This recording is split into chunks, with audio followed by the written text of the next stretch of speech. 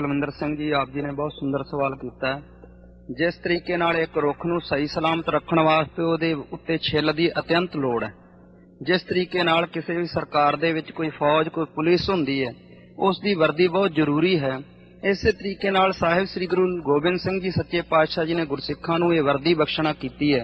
आप जी रहत मर्यादा दे विच फरमान करते हैं कि सिख गुरु का पंछी जाणो, बाणी बाणा पंख पछाणो। जिस तरीके नाल एक पंछी दे दो खंभ अत्यंत जरूरी ने।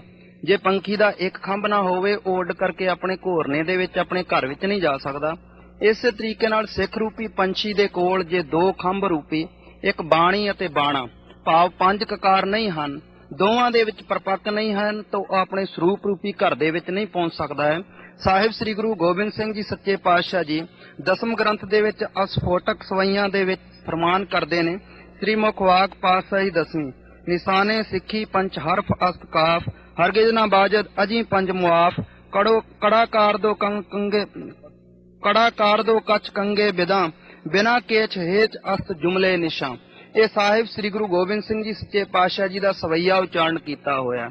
इस विच आप जी पंजां ककारां दे बारे सानू बहुत ही स्पष्ट लिहाजे दे विच समझाउंदे हन कि निशाने सिक्खी पंज हरफ अस्त काफ कि सिक्खी दियां पंज जो निशानी है सिक्खी दी ਉਹਦੇ ਵਿੱਚ पंज कक्के बहुत ही ज्यादा महानत रखते हैं। हरगिज ना बाजद अजी पंज मुआफ। जो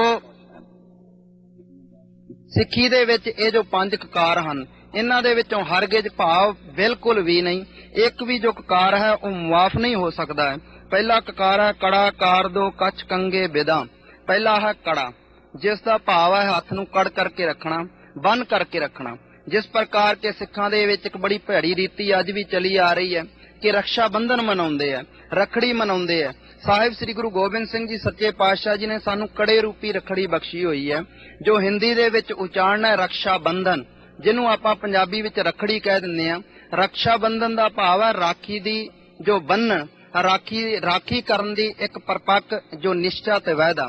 मुगलां दे वेले जदों हिंदुस्तान दे उत्ते हमला हुंदा सी तां राजपूत इस्त्रियां भावें ਉਹ ਭੈਣ ਹੋਵੇ, ਭਾਵੇਂ ਘਰ ਵਾਲੀ ਹੋਵੇ, ਭਾਵੇਂ ਮਾਂ ਹੋਵੇ, ਉਹ ਮਰਦਾਂ ਨੂੰ ਆਪ ਇੱਕ ਧਾਗਾ ਬੰਨਿਆ ਕਰਦੀਆਂ ਸਨ ਤੇ ਕਿਹਾ ਕਰਦੀਆਂ ਸਨ ਕਿ ਤੁਹਾਨੂੰ ਇਹ ਪੜ੍ਹਨ ਹੈ ਕਿ ਸਾਡੀ ਇੱਜ਼ਤ ਦੀ ਤੁਸੀਂ ਰਾਖੀ ਕਰਨੀ ਹੈ।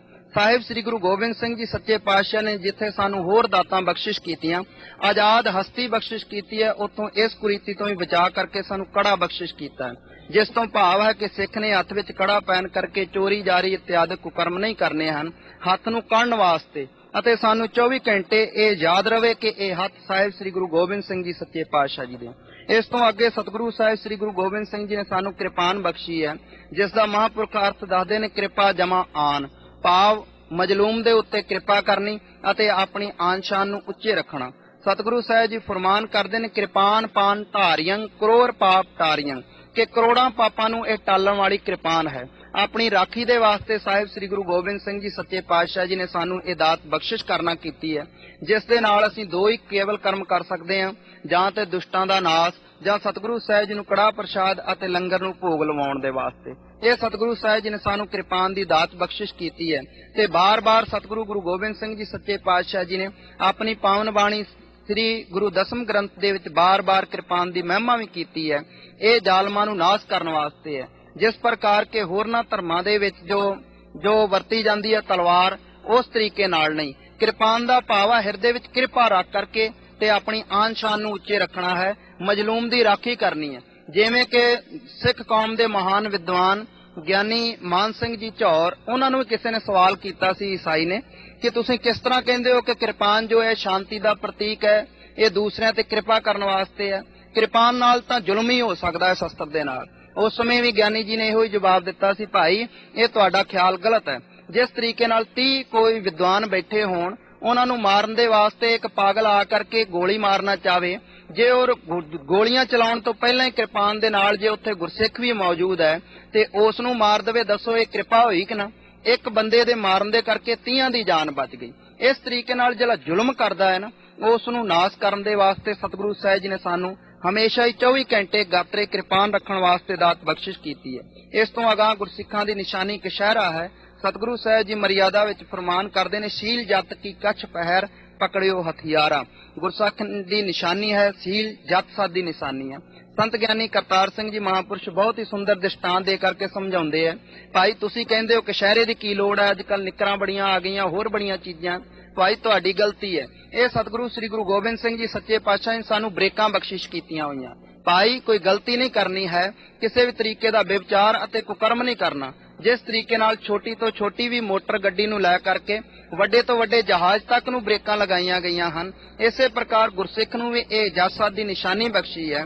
ਦੇਖ ਪਰਾਈਆਂ ਚੰਗੀਆਂ ਮਾਵਾਂ ਭੈਣਾਂ ਧੀਆਂ ਜਾਣਾ, ਇੱਕ ਸਿੰਘ ਸਿੰਘਣੀ ਦੇ ਜੱਸ ਵਿੱਚ ਪਰਪੱਕ ਰਹਿਣਾ ਹੈ, ਬਾਕੀਆਂ ਨੂੰ ਆਪਣੀਆਂ ਮਾਵਾਂ ਭੈਣਾਂ ਅਤੇ ਧੀਆਂ ਦੇ ਰੂਪ ਵਿੱਚ ਜਾਣਨਾ ਹੈ। ਸਤਿਗੁਰੂ ਸਾਹਿਬ ਜੀ ਨੇ ਸਾਨੂੰ ਜੱਜ ਸਾਹਿਬ ਦੀ ਨਿਸ਼ਾਨੀ ਜੋ ਰੇਪਦਾਰ ਕਛਹਿਰਾ ਬਖਸ਼ਿਆ ਹੈ। ਇਹ ਨਹੀਂ ਕਿ ਪੈਂਟ ਨੂੰ ਕੱਟ ਕੇ ਜਾਂ ਪਜਾਮੇ ਨੂੰ ਕੱਟ ਕੇ ਬਣਾ ਲੈਣਾ।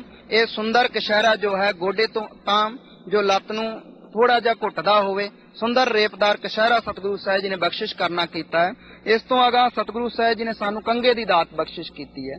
ਸਾਹਿਬ ਸ੍ਰੀ ਗੁਰੂ ਗੋਬਿੰਦ ਸਿੰਘ ਜੀ ਫਰਮਾਨ ਕਰਦੇ ਹਨ ਰਹਿਤ ਮਰਿਆਦਾ ਦੇ ਵਿੱਚ ਕਿ ਸਾਬਤ ਸੂਰਤ ਸਿੱਧਾ ਦਾੜਾ, ਕਾਠ ਕਾ ਕੰਗਾ ਕੇਸੀ ਚਾੜਾ। ਗੁਰਸਿੱਖ ਨੇ ਕੇਸਾਂ ਦੇ ਵਿੱਚ ਹਮੇਸ਼ਾ ਹੀ ਕੰਘੇ ਨੂੰ ਸਜਾ ਕਰਕੇ ਰੱਖਣਾ ਹੈ। ਜਿਸ ਤਰੀਕੇ ਨਾਲ ਇੱਕ ਛੋਟਾ ਜਿਹਾ ਲੱਕੜੀ ਦਾ ਟੁਕੜਾ ਆਪਣੇ ਆਪ ਨੂੰ ਚਿਰਵਾ ਕਰਕੇ ਸੀਸ ਦੇ ਵਿੱਚ ਸਭ ਤੋਂ ਸ਼੍ਰੋਮਣੀ ਸਜਦਾ ਹੈ, ਇਸੇ ਤਰੀਕੇ ਨਾਲ ਗੁਰਸਿੱਖ ਨੇ ਵੀ ਇਸ ਤੋਂ ਅੰਤਰੀਵੀ ਉਪਦੇਸ਼ ਲੈਣਾ ਹੈ ਕਿ ਸਭ ਤੋਂ ਸ਼੍ਰੋਮਣੀ ਸੱਜਣਾ ਹੈ। ਜਿਸ ਤਰੀਕੇ ਨਾਲ ਕੰਘਾ ਕੇਸਾਂ ਦੇ ਵਿੱਚ ਚੱਲ ਕਰਕੇ ਕੇਸਾਂ ਦੇ ਵਿੱਚੋਂ ਟੁੱਟੇ ਕੇਸਾਂ ਨੂੰ ਕੱਢ ਕਰਕੇ ਮੁਰਦਾ ਕੇਸਾਂ ਦੀ ਸੁੰਦਰ ਸੰਭਾਲ ਕਰਦਾ ਹੈ, ਉਹਨਾਂ ਦੀਆਂ ਜੜਾਵਾਂ ਨਹੀਂ ਵੱਜਣ ਦਿੰਦਾ, ਉਹਨਾਂ ਦੇ ਵਿੱਚ ਜੂਆਂ ਇਤਿਆਦਿਕ ਨਹੀਂ ਪੈਣ ਦਿੰਦਾ, ਰੋਜ਼ ਕੇਸਾਂ ਦੀ ਸਫਾਈ ਕਰਨ ਦੇ ਨਾਲ। ਇਸੇ ਤਰੀਕੇ ਨਾਲ ਗੁਰਸਿੱਖ ਨੇ ਵੀ ਹਿਰਦੇ ਵਿੱਚ ਵਿਚਾਰਾਂ ਰੂਪੀ ਕੰਘਾ ਫੇਰਨਾ ਹੈ ਅਤੇ ਜੋ ਭੈੜੇ ਵਿਚਾਰ ਨੇ ਮੁਰਦਾ ਕੇਸਾਂ ਦੀ ਨਿਆਈ, ਟੁੱਟੇ ਕੇਸਾਂ ਦੀ ਨਿਆਈ, ਉਹਨਾਂ ਨੂੰ ਬਾਹਰ ਕੱਢ ਦੇਣਾ ਹੈ। ਇਸ ਤਰੀਕੇ ਨਾਲ ਵਿਚਾਰ ਕਰਦੇ ਹੋਏ ਗੁਰਸਿੱਖ ਨੇ ਸਭ ਤੋਂ ਉੱਚਾ ਸ਼੍ਰੋਮਣੀ ਤੇ ਸੁੰਦਰ ਸਜਣਾ ਹੈ। ਇਹ ਸਤਿਗੁਰੂ ਸਾਹਿਬ ਜੀ ਨੇ ਸਾਨੂੰ ਕੰਘੇ ਤੋਂ ਜੋ ਸੁੰਦਰ ਸਿੱਖਿਆ ਬਖਸ਼ਿਸ਼ ਕਰਨਾ ਕੀਤੀ ਹੈ। ਇਸ ਤੋਂ ਅੱਗੇ ਸਤਿਗੁਰੂ ਸਾਹਿਬ ਜੀ ਫਰਮਾਨ ਕਰਦੇ ਨੇ ਬਿਲਾ ਕੇਸ ਹੇਤ ਅਸਤ ਜੁਮਲੇ ਨਿਸ਼ਾ। ਭਾਈ ਪੰਜਵਾਂ ਕਕਾਰ ਹੈ ਕੇਸ। ਜੇ ਗੁਰਸਿੱਖ ਕੋਲ ਕੇਸ ਨਹੀਂ, ਉਹ ਜੇ ਸਾਬਤ ਸੂਰਤ ਨਹੀਂ, ਇਹ ਪੰਜੇ ਹੀ ਜੋ ਕਕਾਰ ਹਨ ਇਹਨਾਂ ਦੀ ਕੋਈ ਜੋ ਚਾਰੇ ਕਕਾਰ ਨੇ ਇਹਨਾਂ ਦੀ ਕੋਈ ਮਹਾਨਤਾ ਨਹੀਂ ਰਹਿ ਜਾਂਦੀ। ਇਸ ਵਾਸਤੇ ਸਭ ਤੋਂ ਵੱਡੀ ਸਾਡੀ ਰਹਿਤ ਜੋ ਹੈ ਜੋ ਇਹ ਕੇਸ ਹਨ। ਸਤਿਗੁਰੂ ਗੁਰੂ ਅਕਾਲ ਪੁਰਖ ਵਾਹਿਗੁਰੂ ਨੇ ਸਾਨੂੰ ਇਹ ਜੋ ਕੇਸ ਹਨ ਇਹ ਸੁੰਦਰ ਦਾਤ ਜਨਮ ਤੋਂ ਹੀ ਬਖਸ਼ਿਸ਼ ਕਰਨਾ ਕੀਤੀ ਹੈ। ਤੇ ਨਾਲ ਹੀ ਮੈਂ ਇਹ ਆਪ ਜੀ ਨੂੰ ਦੱਸ ਦੇਵਾਂ ਕਿ ਹਰ ਇੱਕ ਧਰਮ ਦੇ ਵਿੱਚ ਕੇਸਾਂ ਦੀ ਮਨਾਹੀ ਹੈ। ਮੁਸਲਮਾਨਾਂ ਦੇ ਧਰਮ ਦੇ ਵਿੱਚ ਵੀ ਕੇਸ ਕੱਟਣਾ ਦੀ ਮਨਾਹੀ ਹੈ। ਮੁਹੰਮਦ ਸਾਹਿਬ ਜੀ ਦਾ ਜੋ ਅੱਜ ਵੀ ਕੇਸ ਕਸ਼ਮੀਰ ਦੇ ਵਿੱਚ ਹਿੰਦੁਸਤਾਨ ਦੇ ਵਿੱਚ ਉੱਥੇ ਸੰਭਾਲ ਕਰਕੇ ਰੱਖਿਆ ਹੋਇਆ ਹਜ਼ਰਤ ਬਲ ਮਸਜਿਦ ਦੇ ਵਿੱਚ ਈਸਾ ਮਸੀਹ ਜੀ ਉਹ ਵੀ ਕੇਸਾਂ ਨੂੰ ਨਹੀਂ ਕੱਟਦੇ। ਹਿੰਦੂਆਂ ਦੇ ਵਿੱਚ ਵੀ ਜਿੰਨੇ ਉਹਨਾਂ ਦੇ ਅਵਤਾਰ ਹੋਏ ਨੇ ਸਾਰੇ ਕੇਸਾਧਾਰੀ ਹੋਏ ਨੇ। ਇਸੇ ਵਾਸਤੇ ਹੀ ਸਤਿਗੁਰੂ ਗੁਰੂ ਗੋਬਿੰਦ ਸਿੰਘ ਜੀ ਕਹਿੰਦੇ ਆ ਜੇ ਅਕਾਲ ਪੁਰਖ ਵਾਹਿਗੁਰੂ ਦੀਆਂ ਖੁਸ਼ੀਆਂ ਲੈਣੀਆਂ ਹੈ ਭਾਈ ਕੇਸਾਂ ਨੂੰ ਧਾਰਨ ਕਰਕੇ ਰੱਖੋ। ਅਕਾਲ ਪੁਰਖ ਵਾਹਿਗੁਰੂ ਨੇ ਸੁੰਦਰ ਸਾਨੂੰ ਦਾਤ ਬਖਸ਼ਿਸ਼ ਕੀਤੀ ਹੈ। ਜਿਸ ਤਰੀਕੇ ਨਾਲ ਰਾਜੇ ਦੇ ਸਿਰ ਦੇ ਉੱਤੇ ਸੁੰਦਰ ਮੁਕਟ ਸਜਦਾ ਹੈ, ਇਸੇ ਤਰੀਕੇ ਨਾਲ ਹੀ ਇਹ ਸਾਨੂੰ ਸਤਿਗੁਰੂ ਸਾਹਿਬ ਜੀ ਨੇ ਸੋਭਾ ਰੂਪੀ ਜੋ ਹਨ ਕੇਸਾਂ ਦੀ ਦਾਤ ਬਖਸ਼ਿਸ਼ ਕਰਨਾ ਕੀਤੀ। ਤੇ ਇਸ ਤੋਂ ਅੱਗੇ 36 ਈਸਵੀ ਦਾ ਵਰਣਨ ਇਸ ਖਰੜੇ ਵਿੱਚ ਮਿਲਦਾ ਹੈ ਕਿ ਸ਼੍ਰੋਮਣੀ ਗੁਰਦੁਆਰਾ ਪ੍ਰਬੰਧਕ ਕਮੇਟੀ ਦੀ ਰਹੋ ਰੀਤ ਸਬ ਕਮੇਟੀ ਵੱਲੋਂ ਰਹੋ ਰੀਤ ਦੇ ਖਰੜੇ ਦੀ ਪ੍ਰਵਾਨਗੀ ਸਰਬ ਹਿੰਦ ਸਿੱਖ ਮਿਸ਼ਨ ਬੋਰਡ ਨੇ ਆਪਣੇ ਮਤਾ ਨੰਬਰ 1 ਮਿਤੀ 1836 ਰਾਹੀਂ ਦਿੱਤੀ। ਹੁਣ ਵਿਚਾਰ ਵਾਲੀ ਗੱਲ ਇਹ ਹੈ ਕਿ 1933 ਈਸਵੀ ਵਿੱਚ ਜਿਸ ਖਰੜੇ ਤੇ ਗਰਮਾ ਗਰਮ ਬਹਿਸ ਹੋਈ, ਨਤੀਜਾ ਕੋਈ ਨਿਕਲਿਆ ਨਾ, ਇੱਕਮਤ ਕੋਈ ਬਣੀ ਨਾ, ਵਿਚਾਰ ਅਣਮਿੱਥੇ ਸਮੇਂ ਲਈ ਮੁਲਤਵੀ ਹੋ ਗਈ ਤੇ ਅੱਗੋਂ ਵਿਚਾਰ ਹੋਈ ਕੋਈ ਨਹੀਂ। ਸਰਬ ਹਿੰਦ ਸਿੱਖ ਮਿਸ਼ਨ ਬੋਰਡ ਨੇ ਉਸ ਨੂੰ ਆਪਣੇ ਤੌਰ ਤੇ ਪ੍ਰਵਾਨਗੀ ਕਿਵੇਂ ਦੇ ਦਿੱਤੀ ਤੇ ਸਰਬ ਹਿੰਦ ਸਿੱਖ ਮਿਸ਼ਨ ਬੋਰਡ ਨੂੰ ਸਾਰੀ ਕੌਮ ਵੱਲੋਂ ਇਹ ਪ੍ਰਵਾਨਗੀ ਦੇਣ ਦੀ ਅਥਾਰਟੀ ਕਿਸਨੇ ਦਿੱਤੀ?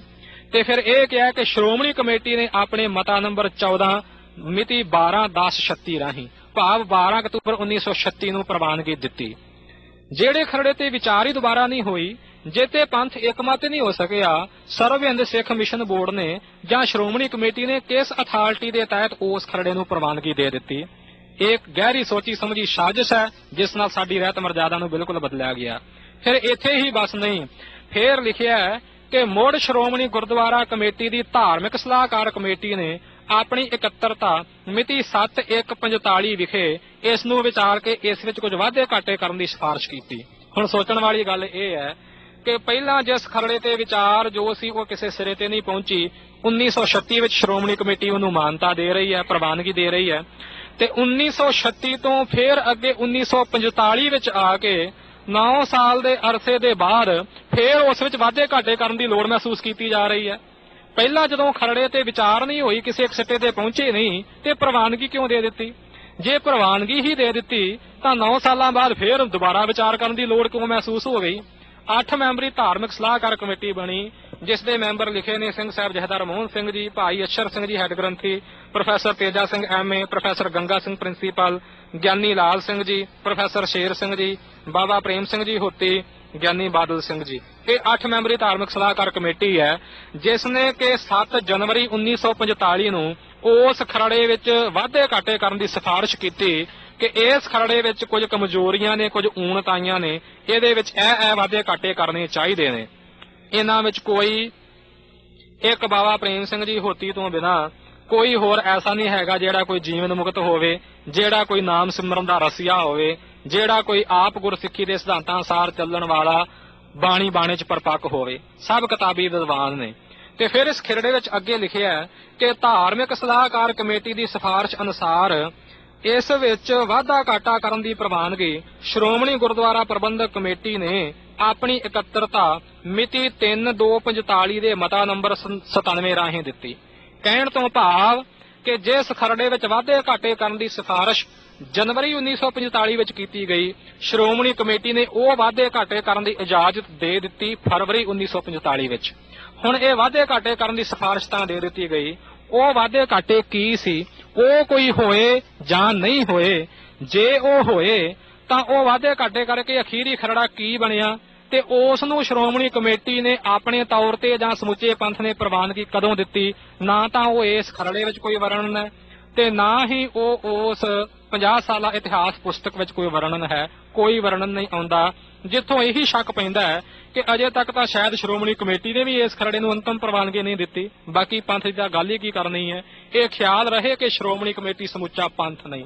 ਸ਼੍ਰੋਮਣੀ ਕਮੇਟੀ ਦਾ ਦਾਇਰਾ ਪੰਜਾਬ ਦੇ ਅੰਦਰ ਹੈ ਔਰ ਇਸੇ ਤਰ੍ਹਾਂ ਪੰਜਾਬ ਤੋਂ ਬਾਹਰ ਹਿਮਾਚਲ ਪ੍ਰਦੇਸ਼, ਹਰਿਆਣਾ ਜਾਂ ਕੁਝ ਰਾਜਸਥਾਨ, ਯੂਪੀ ਦੇ ਕੁਝ ਇਲਾਕਿਆਂ ਵਿੱਚ ਹੋਵੇਗਾ। ਸਿੱਖ ਸੰਸਾਰ ਸਿਰਫ ਇੰਨੇ ਕੁ ਥਾਂ ਵਿੱਚ ਕੈਦ ਨਹੀਂ। ਇੰਨੇ ਕੁ ਥਾਂ ਵਿੱਚੋਂ ਹੀ ਵੋਟਾਂ ਪਾ ਕੇ ਸ਼੍ਰੋਮਣੀ ਕਮੇਟੀ ਦੇ ਮੈਂਬਰ ਚੁਣੇ ਜਾਂਦੇ ਨੇ, ਪਰ ਸਿੱਖ ਜਗਤ ਤਾਂ ਸਾਰੇ ਸੰਸਾਰ ਵਿੱਚ ਫੈਲਿਆ ਹੋਇਆ ਹੈ। ਉਹ ਇੱਕ ਨਿੱਕੇ ਜਿਹੇ ਇਲਾਕੇ ਵਿੱਚੋਂ ਚੁਣੇ ਜਾਣ ਵਾਲੇ ਮੈਂਬਰ ਸਮੁੱਚੀ ਸਿੱਖ ਕੌਮ ਦੀ ਨੁਮਾਇੰਦਗੀ ਕਿਵੇਂ ਕਰ ਸਕਦੇ ਆ? ਸੋ ਇਹ ਇੱਕ ਬਿਲਕੁਲ ਗਲਤ ਗੱਲ ਹੈ ਕਿ ਖਰੜਾ ਸਰਬ ਪ੍ਰਵਾਨਿਤ ਹੈ। ਨਹੀਂ, ਇਹ ਖਰੜਾ ਪੰਥ ਪ੍ਰਵਾਨਿਤ ਅਜੇ ਤੱਕ ਹੋਇਆ ਨਹੀਂ।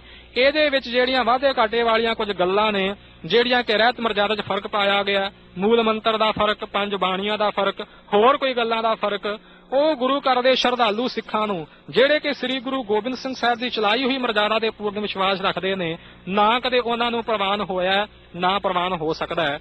ਇੱਥੇ ਮੈਂ ਸੰਗਤਾਂ ਦੀ ਜਾਣਕਾਰੀ ਵਾਸਤੇ ਇੱਕ ਗੱਲ ਦੱਸ ਦੇਣੀ ਜ਼ਰੂਰੀ ਸਮਝਦਾ ਹਾਂ ਕਿ ਜਦੋਂ 1993 ਦੇ ਵਿੱਚ ਇਹ ਮਸਲੇ ਨੇ ਬਹੁਤਾ ਜ਼ੋਰ ਫੜਿਆ ਸੀ ਤੇ ਮਹਾਂਪੁਰਖ ਸੰਤ ਬਾਬਾ ਠਾਕੁਰ ਸਿੰਘ ਜੀ ਵੱਲੋਂ ਰਹਿਤ ਮਰਜ਼ਾਦਾ ਨੂੰ ਇੱਕ ਸੁਰ ਕਰਨ ਦੇ ਖਿਆਲ ਨਾਲ ਸਾਰੀਆਂ ਸੰਪਰਦਾਵਾਂ ਦਾ ਇਕੱਠ ਕੀਤਾ ਗਿਆ, ਸੰਤ ਸਮਾਜ ਦੀ ਮੀਟਿੰਗ ਬੁਲਾਈ ਗਈ ਔਰ ਉਸ ਮੀਟਿੰਗ ਦੀ ਤਿਆਰੀ ਵਾਸਤੇ ਅਸੀਂ ਸਾਰੇ ਸੰਤਾਂ ਮਹਾਂਪੁਰਖਾਂ ਨੂੰ, ਸਾਰੇ ਬੁੱਧੀਜੀਵੀ ਵਿਦਵਾਨਾਂ ਨੂੰ ਮਿਲ ਰਹੇ ਸੀ। ਤਾਂ ਆਹ ਜਿਹੜੇ ਗਿਆਨੀ ਲਾਲ ਸਿੰਘ 8 ਮੈਂਬਰੀ ਸਲਾਹਕਾਰ ਕਮੇਟੀ ਦੇ ਵਿੱਚ ਸ਼ਾਮਲ ਸਨ, ਕੁਝ ਸਮਾਂ ਹੋਇਆ ਇਹਨਾਂ ਦਾ ਅਕਾਲ ਚਲਾਣਾ ਹੋਇਆ, ਉਦੋਂ ਇਹ ਸਰੀਰਕ ਰੂਪ ਵਿੱਚ ਪਟਿਆਲੇ ਵਿਖੇ ਮੌਜੂਦ ਸਨ। ਗਿਆਨੀ ਲਾਲ ਸਿੰਘ ਜੀ ਦੇ ਘਰ ਜਾ ਕੇ ਅਸੀਂ ਉਹਨਾਂ ਨੂੰ ਮਿਲੇ ਤੇ ਪੁੱਛਿਆ ਕਿ ਤੁਸੀਂ 1945 ਵਿੱਚ ਇਸ ਖਰੜੇ ਤੇ ਵਿਚਾਰ ਕਰਨ ਵਾਲੀ ਧਾਰਮਿਕ ਸਲਾਹਕਾਰ ਕਮੇਟੀ ਦੇ ਮੈਂਬਰ ਰਹੇ ਹੋ ਤੇ ਕਈਆਂ ਲੋਕਾਂ ਵੱਲੋਂ ਪ੍ਰਚਾਰ ਕੀਤਾ ਜਾਂਦਾ ਹੈ ਕਿ ਇਸ ਖਰੜੇ ਦੀ ਤਿਆਰੀ ਵਿੱਚ ਦਮਦਮੀ ਟਕਸਾਲ ਦੇ 12ਵੇਂ ਮੁਖੀ ਮਹਾਂਪੁਰਖ ਸੰਤ ਬਾਬਾ ਗੁਰਬਚਨ ਸਿੰਘ ਜੀ ਖਾਲਸਾ ਭਿੰਡਰਾਂ ਵਾਲਿਆਂ ਨੇ ਆਪਣੇ ਵਿਚਾਰ ਦਿੱਤੇ। ਤੁਸੀਂ ਦੱਸੋ ਕਿ ਉਹ ਸਭ ਕੁਝ ਕਿਵੇਂ ਹੋਇਆ, ਇਸ ਦੀ ਅਸਲੀਅਤ ਕੀ ਹੈ? ਤਾਂ ਗਿਆਨੀ ਲਾਲ ਸਿੰਘ ਜੀ ਨੇ ਉਸ ਵੇਲੇ ਇਹ ਸਾਨੂੰ ਦੱਸਿਆ ਸੀ ਕਿ ਧਾਰਮਿਕ ਸਲਾਹਕਾਰ ਕਮੇਟੀ ਵੱਲੋਂ ਸੰਤ ਬਾਬਾ ਗੁਰਬਚਨ ਸਿੰਘ ਜੀ ਖਾਲਸਾ ਭਿੰਡਰਾਂ ਵਾਲਿਆਂ ਨਾਲ ਇਸ ਮਸਲੇ ਤੇ ਵਿਚਾਰ ਕਰਨ ਦੀ ਮੇਰੀ ਡਿਊਟੀ ਲੱਗੀ ਸੀ ਤੇ ਕਹਿਣ ਲੱਗੇ ਕਿ ਮੈਂ ਭਿੰਡਰਾਂ ਵਿਖੇ ਸੰਤਾਂ ਨਾਲ ਇਸ ਮਸਲੇ ਤੇ ਵਿਚਾਰ ਵਾਸਤੇ ਪਹੁੰਚਿਆ। ਸੋ ਸੰਤਾਂ ਨੇ ਫਤਿਹ ਤਾਂ ਬੁਲਾਈ, ਜਲ ਪਾਣੀ ਬੜੇ ਪ੍ਰੇਮ ਨਾਲ ਛਕਾਇਆ, ਪਰ ਇਸ ਮਸਲੇ ਤੇ ਕੋਈ ਗੱਲਬਾਤ ਨਾ ਕੀਤੀ। ਕਹਿਣ ਲੱਗਾ ਕਿ 7 ਦਿਨ ਲਗਾਤਾਰ ਮੈਂ ਭਿੰਡਰਾਂ ਵਿਖੇ ਰਿਹਾ, ਪਰ ਸੰਤਾਂ ਨੇ ਮੇਰੇ ਨਾਲ ਗੱਲ ਕਰਨੀ ਸ਼ਾਇਦ ਯੋਗ ਹੀ ਨਾ ਸਮਝੀ ਤੇ ਅਖੀਰ 7ਵੇਂ ਦਿਨ ਮੈਨੂੰ ਕਹਿ ਦਿੱਤਾ, ਜਾਓ ਗੁਰਮੁਖੋ, ਤੁਹਾਡੇ ਸਾਡੇ ਵਿਚਾਰ ਨਹੀਂ ਮਿਲਣੇ।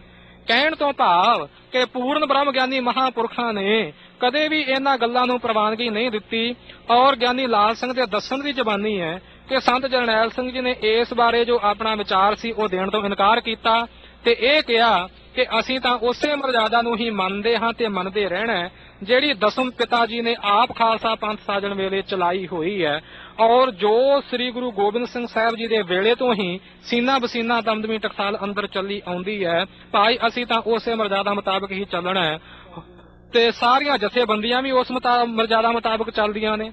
ਮੂਲ ਮੰਤਰ ਦੀ ਗੱਲ ਹੈ, ਰਾਹ ਸਾਹਿਬ ਦੀ ਗੱਲ ਹੈ, ਪੰਜ ਬਾਣੀਆਂ ਦੀ ਗੱਲ ਹੈ, ਸਾਰੀਆਂ ਪ੍ਰਾਤਨ ਸੰਪਰਦਾਵਾਂ ਜਿੰਨੀਆਂ ਨੇ, ਅਖੰਡ ਪਾਠ ਸਾਹਿਬ ਦੀ ਮਰਜ਼ਾਦਾ ਦੀ ਗੱਲ ਹੈ, ਸਾਰੀਆਂ ਪ੍ਰਾਤਨ ਜਥੇਬੰਦੀਆਂ ਉਸੇ ਮਰਜ਼ਾਦਾ ਮੁਤਾਬਕ ਚੱਲ ਰਹੀਆਂ ਨੇ। ਤਾਂ ਅਸੀਂ ਇਸ ਵੱਖਰੀ ਬਣਾਈ ਹੋਈ ਮਰਜ਼ਾਦਾ ਤੇ ਭਲਾ ਕਿਵੇਂ ਵਿਸ਼ਵਾਸ ਕਰ ਸਕਦੇ ਹਾਂ, ਕਿਵੇਂ ਚੱਲ ਸਕਦੇ ਹਾਂ? ਪੰਥ ਅੰਦਰ ਦੁਬਦਾ ਪਾਉਣ ਦੇ ਵਾਸਤੇ ਇਹ ਇੱਕ ਵੱਖਰਾ ਖਰੜਾ ਤਿਆਰ ਕਰ ਦਿੱਤਾ ਗਿਆ, ਜਿਸ ਨੂੰ ਕਿ ਪੰਥ ਪ੍ਰਵਾਨਿਤ ਖਰੜਾ ਕਹਿ ਕੇ ਪ੍ਰਚਾਰਿਆ ਜਾ ਰਿਹਾ ਹੈ। ਇੱਥੇ ਮੈਂ ਇਹ ਵੀ ਗੱਲ ਦੱਸ ਦੇਵਾਂ ਕਿ 20ਵੀਂ ਸਦੀ ਦੇ ਮਹਾਨ ਸਿੱਖ ਆਗੂ ਜਿਨ੍ਹਾਂ ਤੇ ਸਮੁੱਚੀ ਸਿੱਖ ਕੌਮ ਨੂੰ ਮਾਣ ਹੈ, ਸੰਤ ਬਾਬਾ ਜਰਨੈਲ ਸਿੰਘ ਜੀ ਖਾਲਸਾ ਭਿੰਡਰਾਂ ਵਾਲਿਆਂ ਨੇ ਵੀ ਇਸ ਖਰੜੇ ਨੂੰ ਕਦੇ ਵਾਸਤੇ ਨਹੀਂ ਮੰਨਿਆ, ਬਲਕਿ ਉਹ ਵੀ ਪ੍ਰਾਤਨ ਸਿਧਾਂਤਾਂ ਦੇ ਕਾਇਮ ਰਹੇ।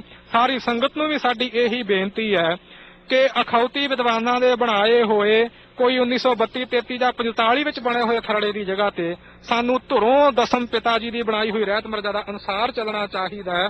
ਤਾਂ ਹੀ ਸਾਡਾ ਭਾਈ ਭਲਾ ਹੋਵੇਗਾ, ਤਾਂ ਹੀ ਸਿੱਖ ਕੌਮ ਦੀ ਚੜ੍ਹਦੀ ਕਲਾ ਹੋਵੇਗੀ।